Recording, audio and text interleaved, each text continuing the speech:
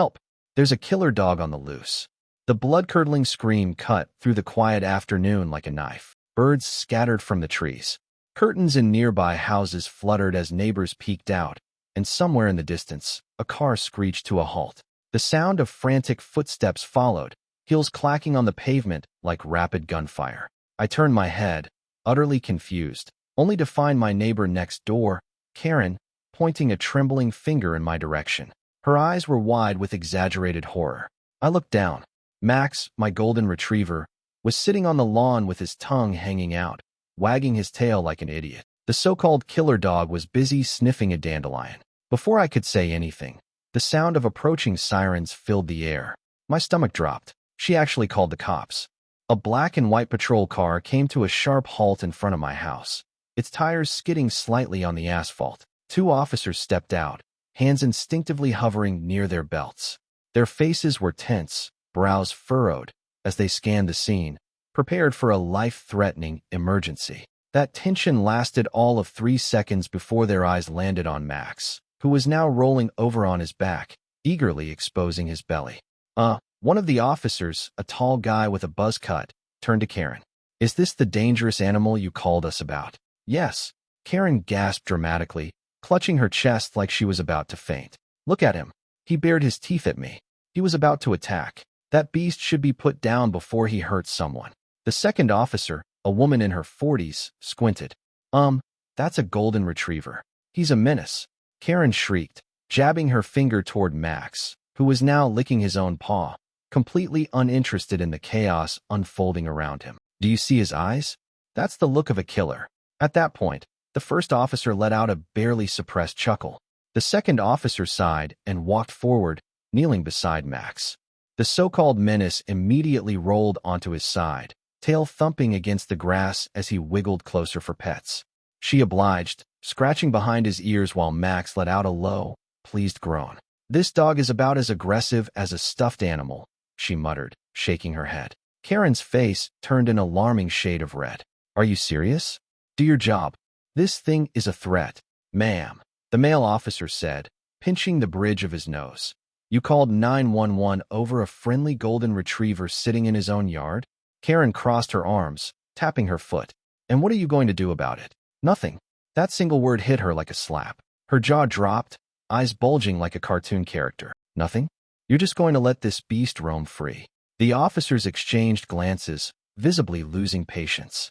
"Unless this dog actually commits a crime, yeah." Karen let out a dramatic huff, flipping her bleached bob over her shoulder. "Fine. But when he mauls someone, don't come crying to me." With that, she spun on her heel and stomped off, her wedge sandals clicking furiously against the pavement. As soon as she was out of earshot, the male officer snorted. "Wow, she's something else. Tell me about it," I muttered, shaking my head. "She calls us at least once a week," the female officer added. "Last time, it was because someone's mailbox was too bright and was allegedly causing a distraction for drivers." I let out a laugh, running a hand through my hair. "That sounds about right." The officers gave Max a few more head pats before heading back to their cruiser. As they pulled away, I exhaled, rubbing my temples. Karen had been my neighbor for almost a year now, and in that short time, she had called the cops for some of the most ridiculous reasons imaginable.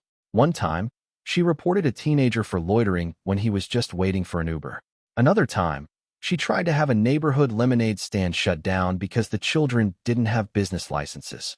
I should have known she'd eventually turn her attention to Max. Later that evening, as I was sitting on my porch with a cold drink in hand, my phone buzzed with a text from another neighbor, Mike. "Bro, I just saw Karen on Facebook posting about your dangerous dog. She's trying to get the HOA involved." I sighed. Of course, she was.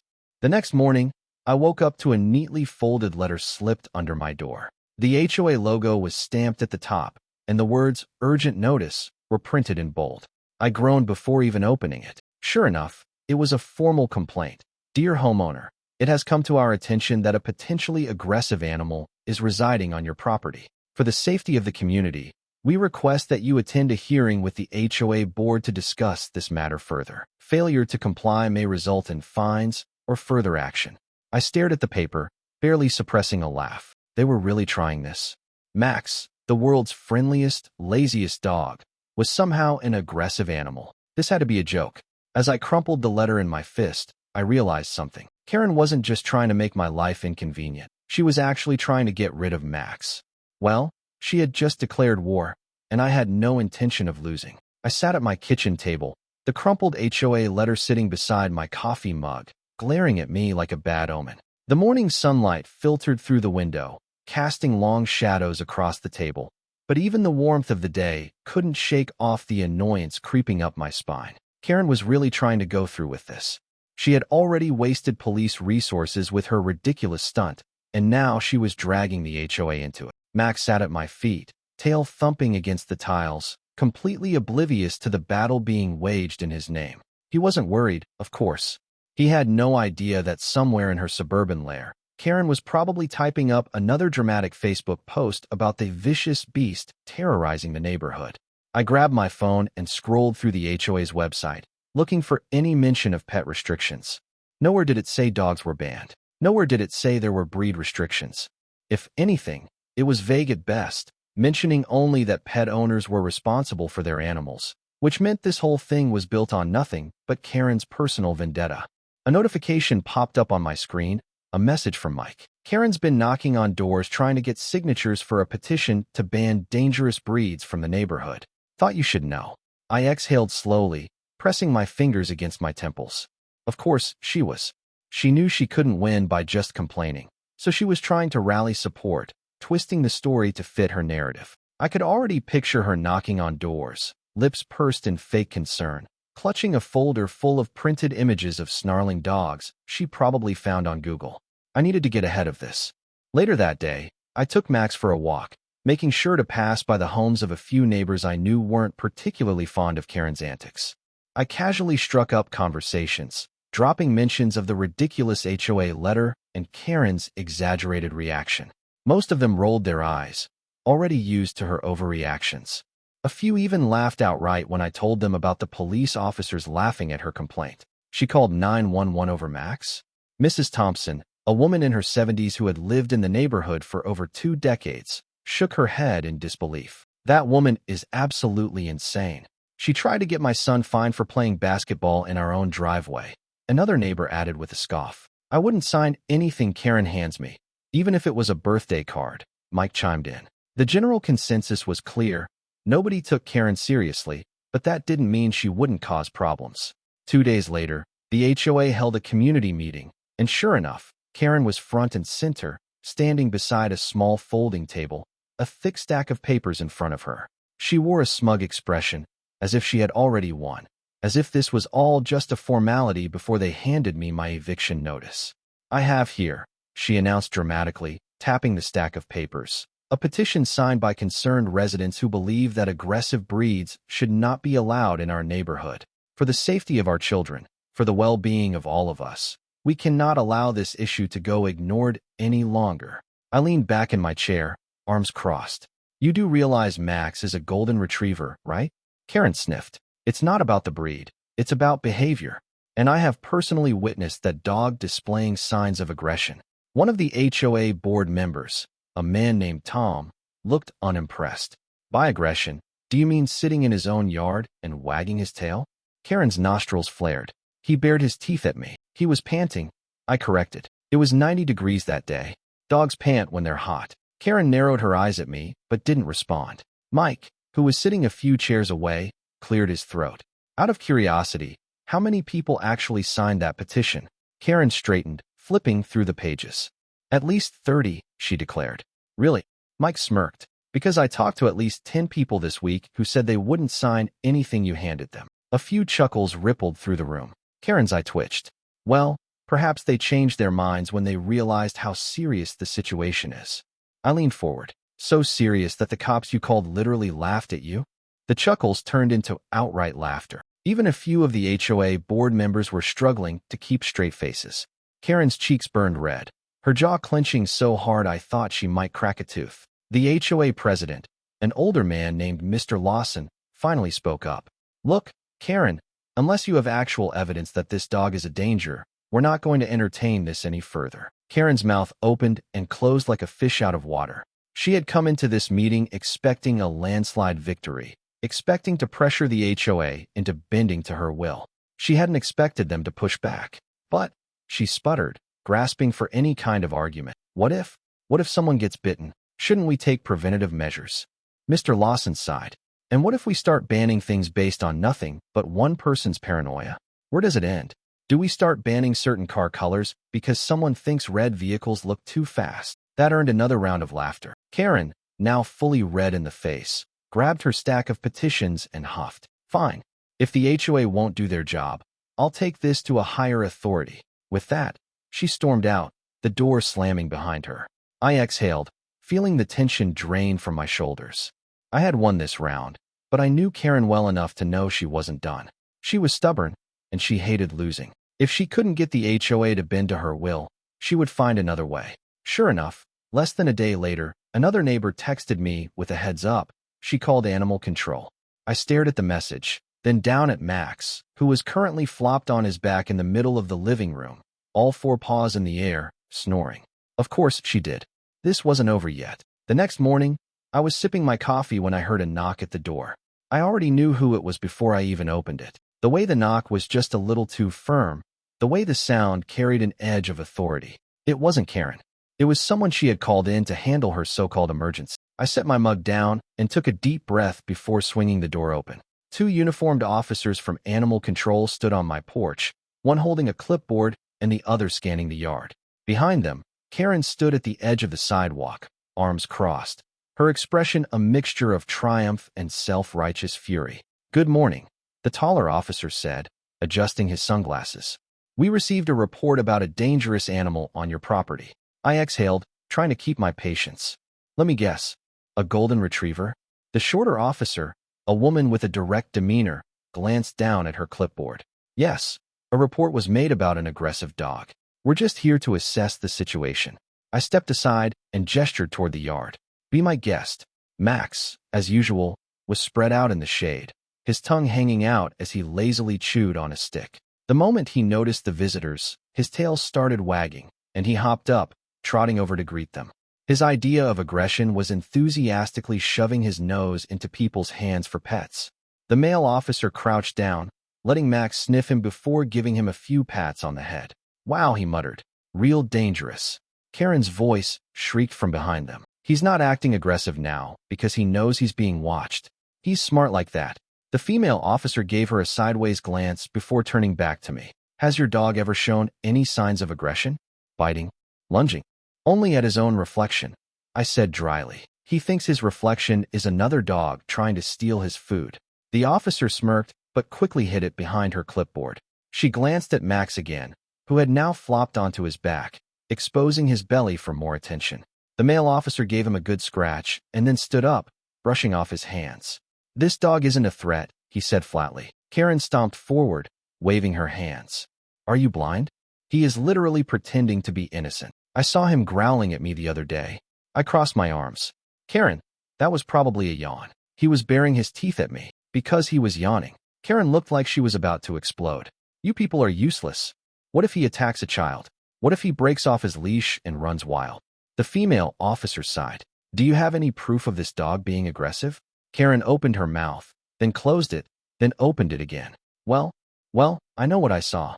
That's not proof, the officer said, clearly done with this nonsense. She turned to me and handed me a paper. This is just a routine form to document that we came out here, found no signs of aggression, and consider the case closed. I took the paper with a nod. Appreciate it. Karen let out an enraged noise. This is ridiculous. You're all just taking his side. The male officer looked at her like she was a particularly annoying fly buzzing around his ear. Ma'am, we take reports seriously, but this, he gestured toward Max, who was now sniffing at his boots. This is a waste of time. Karen made a strangled noise, wheeled around, and stormed off. The officers exchanged glances before nodding at me. Have a nice day, sir. As their vehicle pulled away, I watched Karen stomp back to her house, no doubt already planning her next move. I knew she wouldn't give up so easily. A few days passed in relative peace, but I knew it was the calm before the storm. Sure enough, the next week, I got an email from the HOA.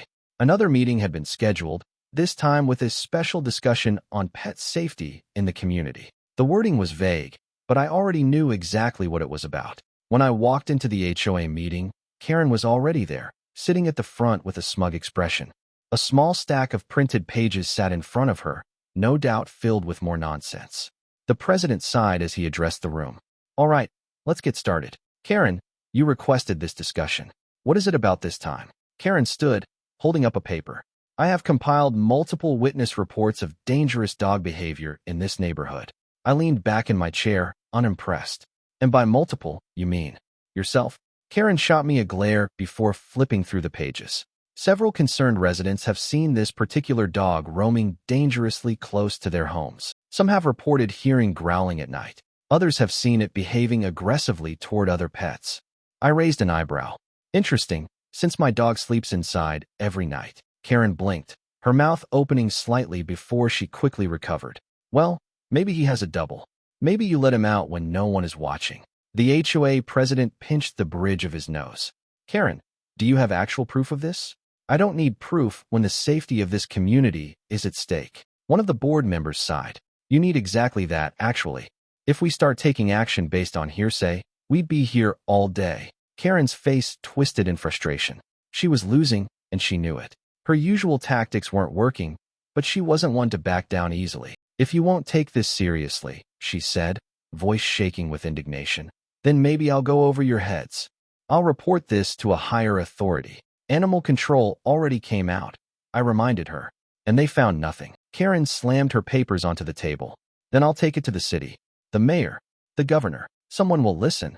A silence stretched through the room before someone snorted. The HOA president shook his head. Karen, if you want to spend your time harassing government officials over a golden retriever, be my guest. But we're not entertaining this anymore. Karen looked around the room, waiting for someone to back her up. No one did. Her lips thinned into a furious line before she grabbed her papers and stormed out. As soon as the door slammed shut behind her, a collective sigh of relief spread through the room. One of the board members chuckled. Anyone else feel like she's about to do something even crazier? I nodded. Oh, absolutely. And I wasn't wrong, because the next morning, a guy who looked shady showed up at my door with a suspiciously rehearsed sob story about being attacked by my dog. Karen wasn't done yet, not by a long shot. I was halfway through my morning coffee when there was another knock at the door. This time, it wasn't the firm, professional knock of animal control or the HOA.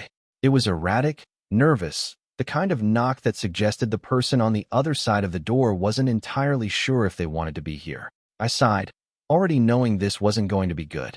When I opened the door, I was greeted by a man in his 40s, disheveled, looking like he had just rolled out of bed and decided to make trouble. He clutched his arm, wincing dramatically, though I couldn't see a single scratch on his skin. His shirt was wrinkled, and his hair looked like it had been styled by a strong gust of wind. You need to do something about your dog, he said, his voice shaking just enough to sound fake. I leaned against the door frame, unimpressed. Oh yeah? What happened?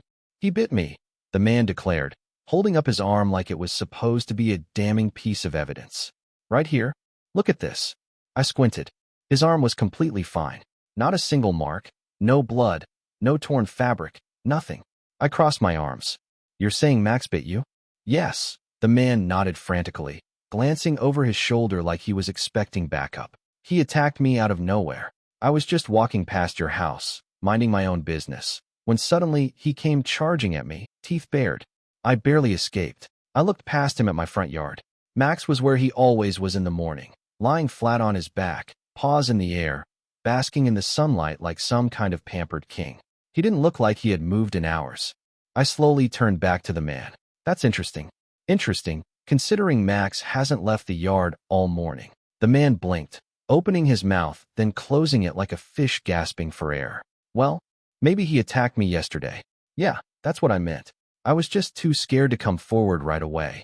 I stared at him, letting the silence stretch until it became unbearable.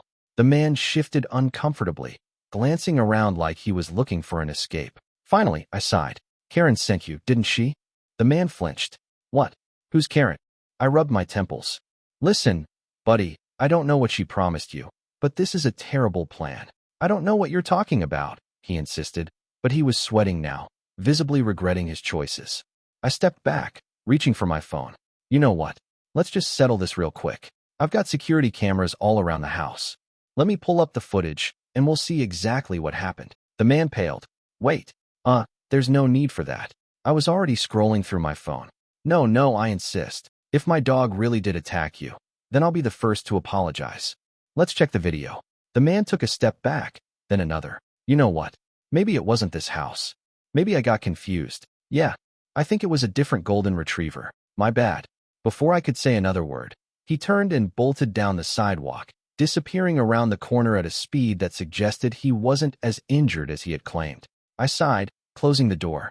Less than an hour later, my phone buzzed with a new message from Mike. Karen's on Facebook ranting about how the justice system is failing because no one is doing anything about your dangerous dog. I rolled my eyes. She really didn't know when to quit. Later that afternoon, I was outside fixing a loose fence board when a familiar car pulled up in front of Karen's house.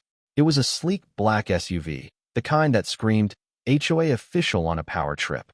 Out stepped a man in a pressed suit, carrying a leather binder. He strode toward Karen's front door with purpose.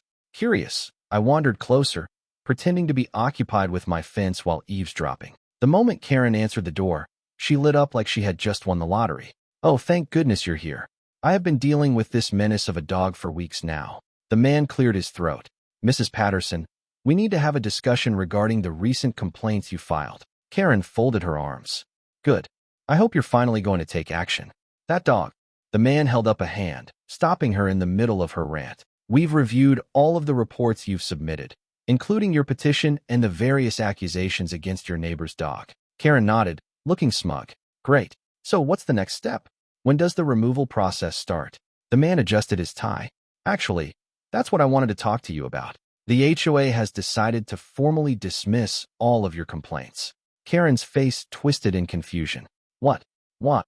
The man sighed, flipping open his binder. For starters, multiple neighbors have come forward stating that they've never witnessed this dog behaving aggressively. Secondly, security footage provided by the homeowner contradicts your claims.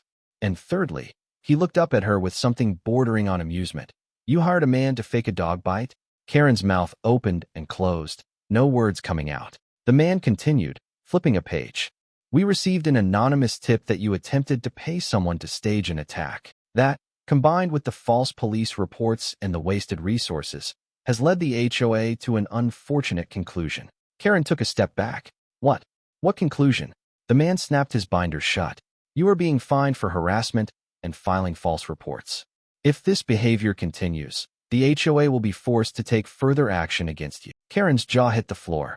I couldn't help it. I let out a low whistle. Karen whipped her head in my direction, her eyes filled with pure hatred. You? This is your fault. I shrugged. No, Karen, this is your fault. The HOA official nodded. He is correct. You escalated this situation unnecessarily. And as a final note, he gave her a look of sheer exhaustion. The HOA strongly recommends that you reconsider your attitude toward your neighbors. This community thrives on cooperation, not unnecessary drama. Karen stood frozen, her face an unreadable mix of shock and humiliation. Then, without another word, she slammed the door in his face. The official sighed and turned toward me. Sorry for the trouble. I smirked. No worries. It was kind of entertaining. As the official drove off, I took a deep breath, letting the victory settle in. Karen had officially lost, but something told me she wasn't going to let it go just yet. A week passed without a single peep from Karen, which in itself was suspicious.